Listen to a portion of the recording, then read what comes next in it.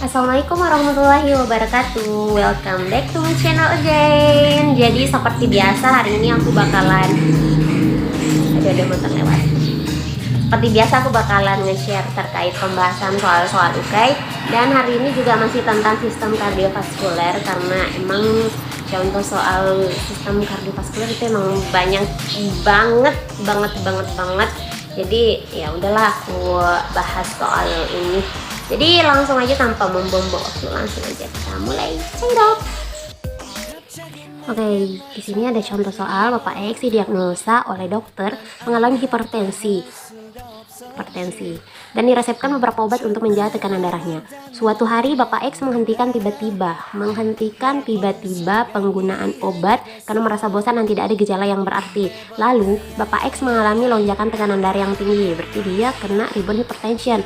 Obat apakah yang menyebabkan peristiwa tersebut? Berarti yang menyebabkan rebound hipertensi ini adalah salah satu efek samping dari obat yang apabila dihentikan secara tiba-tiba. Nah, di sini obat yang dapat menyebabkan efek samping rebound hypertension itu adalah golongan obat beta blocker yang selektif ya. Karena obat beta blocker itu terbagi dua, ada beta blocker selektif dan ada beta blocker non selektif. Yang mana obat golongan beta blocker itu dia memblok beta adrenoreseptor. Nah, yang aku bilang tadi ini beta adrenoreseptor itu B1 dan B2, yang mana beta adrenoreseptor itu terdapat di jantung, pembuluh darah prefer, bronkus, pankreas, dan hati. Kalau yang B1 berarti dia yang selektif, berarti dia itu di jantung dan ginjal. Kalau yang beta 2 dia di paru-paru, liver, pankreas. Nah, ini ada contoh obatnya. Kalau dia kardioselektif itu contoh obatnya metoprolol, atenolol, nebivolol, bisoprolol, acebutolol, betaxolol, esmolol. Kalau yang non selektif itu propanolol, nadolol, timolol. Nah, ini buat lebih gampang hafalnya, ingat aja manbabe, metoprolol, atenolol, dan seterusnya. Nah, dan obat-obat tersebut menyebabkan efek samping seperti rebound hypertension, disfungsi ereksi, dapat meningkatkan TG dan menurunkan HDL kecuali labetalol dan carvedilol. Sehingga jawaban yang benar adalah yang B, atenolol.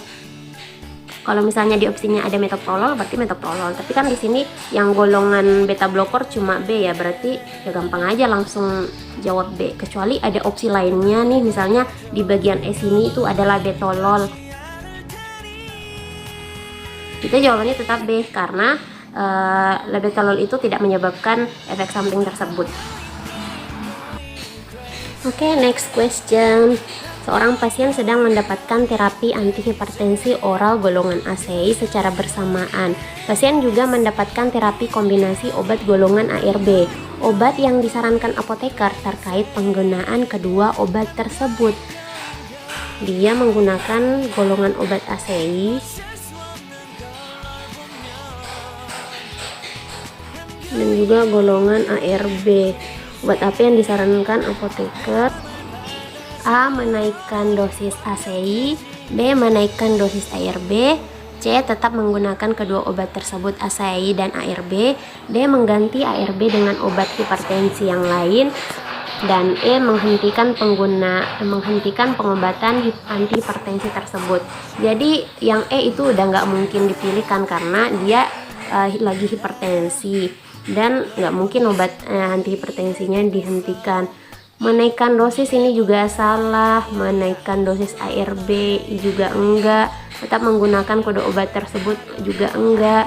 Dan jawabannya itu adalah D, mengganti obat ARB dengan obat hipertensi yang lain. Kenapa? Karena ACI dan ARB itu punya mekanisme yang hampir sama, yaitu tidak terbentuknya angiotensin 2. Jadi seperti di video aku sebelumnya itu di algoritma terapi, misalnya di gagal jantung atau misalnya dia diabetes, perselannya kan dia menggunakan ACI atau ARB kan ya. Jadi kalau misalnya nggak ada ACI ya udah pakai ARB. Kalau nggak ada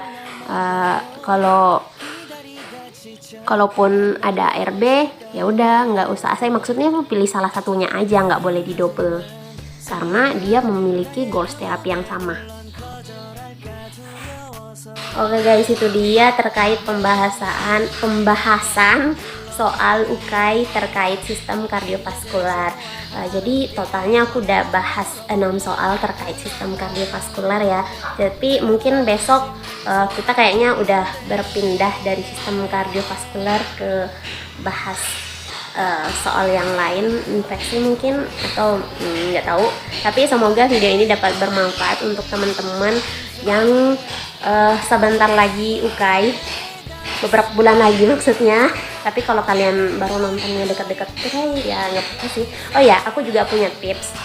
Kalau kalian belajar soal-soal UKAI itu, yang paling penting adalah biasakan membaca soalnya. Tapi sebelum itu udah harus baca materinya semuanya, terus latihan soal terus every time. Jadi tuh sistemnya 10-5. Jadi belajar 10 menit, terus istirahat lagi 5 menit, belajar lagi 10 menit, istirahat lagi 5 menit, ya gitu-gitu aja.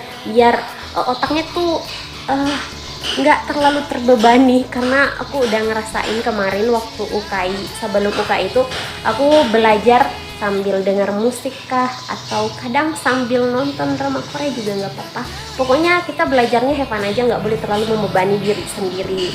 Yang penting paham dan mengerti. Oke guys, semangat, kalian pasti bisa. Oh ya, sebelum itu kalian jangan lupa buat like, comment, share, dan subscribe juga. Assalamualaikum warahmatullahi wabarakatuh.